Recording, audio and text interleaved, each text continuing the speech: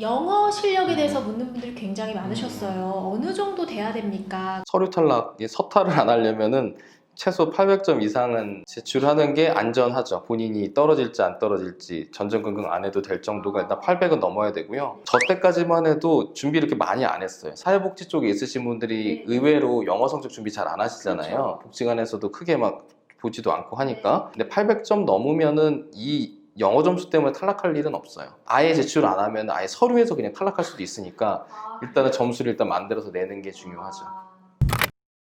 그리고 대우나 보람을 느끼는 부분? 처우 같은 경우에는 아무리 의료사회복지사가 보람 있고 좋은 일이라고 하더라도 비정규직은 여튼 간에 좀 한계가 있을 수 있어요. 그래서 대우나 처우 부분에 대해서는 일단 정규직이 됐을 때 기준으로 말씀을 드리면은 대학병원 같은 경우에는 사학연금, 정규직으로 입사를 했으면 그 병원이 망하지 않는 이상 일단 정년보장이 대부분 될 거예요. 제가 이제 보람을 많이 느끼는 부분은 이 현장에 들어온 지 12년 만에 저희 의료사회복지사라는 자격이 법상에 이제 단어가 딱 들어가는 거를 이제 경험하게 됐다고 했잖아요. 네. 협회 쪽 관련돼서도 봉사직이긴 하지만 같이 관여하고 같이 열심히 했는데 그게 이제 제도상에 이제 반영이 되는 경험. 아직까지 더 발전 가능성이 있고 더 해나가야 될 일들이 많다 보니까 그런 부분들 뭔가 제도적인 변화들이 있을 때 되게 보람을 느끼고요. 재난적 의료비 지원 사업이라는 건강보험공단에서 하는 의료비 지원 사업이 있어요. 이 사업을 만들 때도 저도 같이 참여를 해서 의견도 내고 연구 용역할 때 참여하고 그랬었는데 여튼간에 그런 제도를 만드는 부분에 의견을 내고 참여할 수 있는 그런 부분들이 있을 때 이제 내가 그냥 단순히 현장에 머물러 있는 게 아니라 정책적인 부분과도 교류하면서 내 의견을 낼 수가 있구나. 이럴 때 이제 되게 보람을 많이 느끼는 것 같아요. 대학병원 말고도 어디에 일할 수 있는지. 의원급의 네. 1차 병원급에 일하는 경우는 호스피스가 아니면 사실 거의 없다고 보셔야 될 것 같고요. 정신건강사회복지사 같은 경우에는 1차 병원 중에서도 왕왕 있기는 있어요. 아주 많지는 않겠지만 저희랑 같이 일하는 중요한 파트너들이 재단들이 있어요. 의료비를 지원해주는 여러 가지 재단들이 있는데 이런 재단들에서 아무래도 병원 사정들을 가장 잘 이해하고 여튼간에 도와드리는 복지적인 일을 하고 있기 때문에 의료사회복지 수련을 한 사람을 되게 우대를 아마 할 거예요. 제가 소속된 기관에서도 많이 활용하는 그런 재단들 중에서 의료사회복지사 자격을 가지고 계신 직원들이 계신 분들이 있거든요. 그래서 관련 재단으로 가실 수도 있고 그리고 기업사회공헌팀 이런 쪽으로 진출하시는 분들도 있어요. 예, 사회공헌 팀들에서 아무래도 의료비 지원이나 어떤 아픈 질환에 대한 지원이나 이런 것들을 좀 하다 보니까 이쪽에서도 저희 의료사회복지에 대한 경험이 있는 사람들이 들어가면은 좀 장점을 발휘할 수가 있겠죠. 그리고 저희 쪽에서 수련받고 이렇게 하다가 건강보험공단에 이제 취업하시는 분들도 계세요. 병원하고 좀 밀접한 기관들이죠. 이런 쪽들이. 그래서 이런 쪽에 이미 나가 있는 분들도 실제로 계시긴 계세요. 정신보건 사회복지사와의 차이점이 뭐냐고. 역사를 이제 따져야 되는데 일단은 정신건강 사회복지사도 일단은 병원에 있는 의료사회복지사로부터 이제 출발을 했다고 보시는 게 맞거든요. 그럼 의료사회복지사가 먼저예요? 대한의료사회복지사 협회가 있었고요. 거기서 정신건강법 당시에 이제 정신보건법이 생기면서 정신건강 쪽 분야에 이런 사람들이 할 수 있는 수가 체계도 생기고 법적 근거가 생기면서 정신건강 전문 요원들에 대한 게 생겼거든요. 그러면서 이제 관련된 기관 협회가 또 생긴 거죠. 그래서 처음 시작은 병원에 있는 사회복지사들로부터 시작을 했어요. 근데 지금은 이런 정신건강에 대한 개입들에 대한 체계들이 여러 가지가 생기면서 지역사회를 중심으로 요즘에는 많이 일을 하고 계시거든요. 그래서 병원에 있는 정신건강 사회복지사 수보다 지역사회에 계신 분들이 많이 늘어나 있는 상황이에요. 그래서 일하는 현장이 정신건강 사회복지사는 일단은 병원에는 좀 숫자가 많이 적어졌다. 병원 안에서만 보면은 정신건강 사회복지사는 정신과를 담당해요. 의료사회복지사는 정신과 빼고 다 담당해요. 나머지를.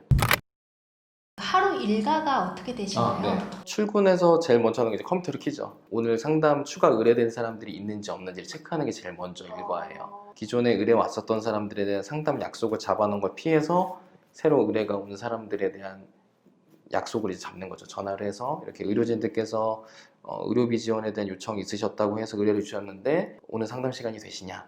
이렇게 해서 이제 만나는 게 안 되면 전화로 상담을 하거나 그래서 이제 상담을 그렇게 일정을 조율하는 부분들이 가장 첫 번째 일정이고요. 하루에 한 4-5건 상담하면은 사실상 그 사이사이에 상담한 걸 기록을 하고 상담한 사람 중에서 지원이 필요한 사람들에 대한 신청 서류를 받아서 추천서 쓰고 뭐 이런 작업들을 하다 보면 그냥 하루가 다 가죠. 그리고 중간에 아까 말씀드렸던 팀워크를 하거나 이럴 때 이제 그런 회의도 가고 저의 상급자는 이제 의사시거든요. 그분께서 우스갯 얘기로 하신 얘기 중에서 회의적인 삶이라고 맨날 회의만 한다고 회의적인 삶을 살고 있습니다.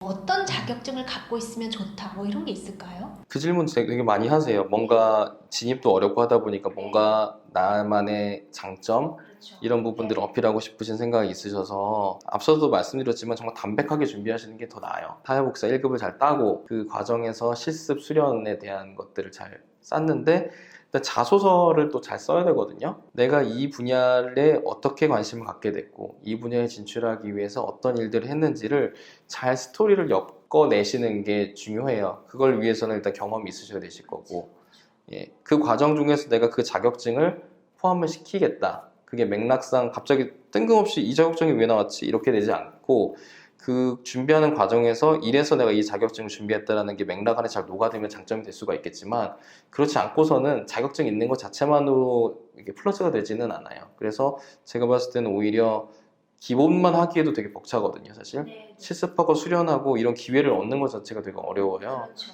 그 기본에 충실하는 게 제일 중요하다. 네. 예, 그렇게 말씀드리고 싶습니다. 이미 의료사회복지사로 일하시는 분이 계신가 봐요. 2차 병원. 근데 이제 2차 병원에서 일을 하는데 대학병원으로 이직하고 싶으신가 봐요, 이분이. 그래서 대학병원에 가고 싶은데 혹시 2차 병원과 대학병원과 다른 점이 무엇인지 어떤 것을 준비하면 좋을까요? 계속 노크를 하셔야죠.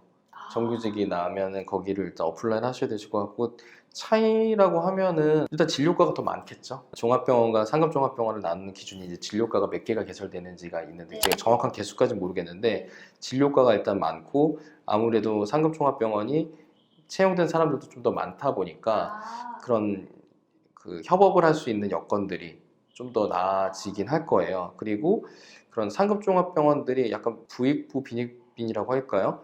이게 안타깝지만 큰 병원일수록 그런 환자를 지원할 수 있는 자원들이 더 많이 생겨요. 아무래도 네임밸류가 높은 곳에 후원을 하고 싶고 막 이런 것들이 좀 있다 보니까 그런 큰 기관이면은 2차 병원에서는 한 명 지원하기 위해서 되게 애쓰고 잘 연결이 안 되고 그랬는데 상급종합병원에 갔더니 되게 후원하고 지원하는 게 되게 좀 한결 쉬워졌다라는 느낌을 좀 받을 수가 있어요. 그래서 자원 동원할 수 있는 캐파가 좀 더 넓어진다. 그런 차이가 제가 봤을 때는 좀 있을 것 같고 기본적으로 의료사회복지사가 하는 일들은 2차 병원이든 3차 병원이든 크게 다르진 않은 것 같습니다. 급여 차이는요?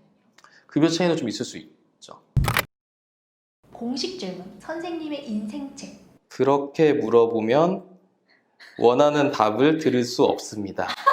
라는 책이에요. 제목이 진짜 예. 답보다 질문을 어떻게 하는지에 따라서 이제 세상을 보는 뷰나 이런 게 달라질 수 있다는 부분이고 제가 어떤 면에서 되게 흥미롭게 봤냐면 저처럼 보는 사람은 별로 없을 수도 있는데 저희가 이제 사회복지사들이 질문을 많이 하잖아요. 상담을 하다 보면은 어떻게 살아오셨고 어떤 부분이 힘드신지 이런 것들을 많이 여쭤보잖아요. 그래서 그런 거에 따라서 클라이언트 분들이 어떤 얘기를 어떤 정보를 저희한테 주시는지에 따라서 저희가 계획을 세울 수 있는 부분들이 달라지는데 그런 관점에서 내가 질문을 어떻게 잘 활용하는 방법을 익숙해지면은 상담하는 데 있어서 도움이 많이 되겠구나라는 생각들이 많이 들었어요. 그래서 되게 도발적인 제목이긴 하지만 사회복지사로서 되게 한 번은 봐도 도움이 될 만한 책인 것 같아서 이거 최근에 후배한테 그래서 이 책을 사주기도 했어요. 이제 저희 병원에서 수련을 마치고 나가면서 책 선물해주는 선배님을 잊지 못해요. 인생책에 대해서 여쭤보곤 하는 게 저는 그 책을 보면 그 선생님을 생각하면서 그리고 또 저도 뭔가 이렇게 닮아가요. 그래서 저는 또